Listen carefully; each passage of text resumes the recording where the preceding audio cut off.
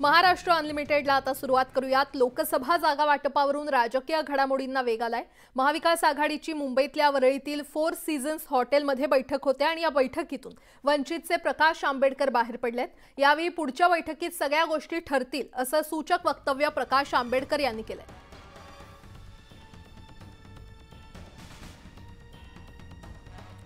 तर प्रकाश आंबेडकरांनी हे सूचक वक्तव्य केलं असल्याचं पाहायला मिळतंय। लोकसभा जागा वाटपावरून राजकीय घडामोडींना वेग आला असतानाच आता आंबेडकरांच्या मनात नेमकं काय आहे हे पाहणं महत्त्वाचं ठरणार आहे। मी असल्याला अजून त्याच्यामध्ये काहीही हे नाहीये। नेक्स्ट मीटिंग मध्ये सगळ्या गोष्टी ठरतील असं। सकारात्मक चर्चा झाली। माझ्या चेहऱ्यावरनं तुम्हाला काय दिसते? पॉझिटिव्ह माझ्या चेहऱ्यावर पॉझिटिव्ह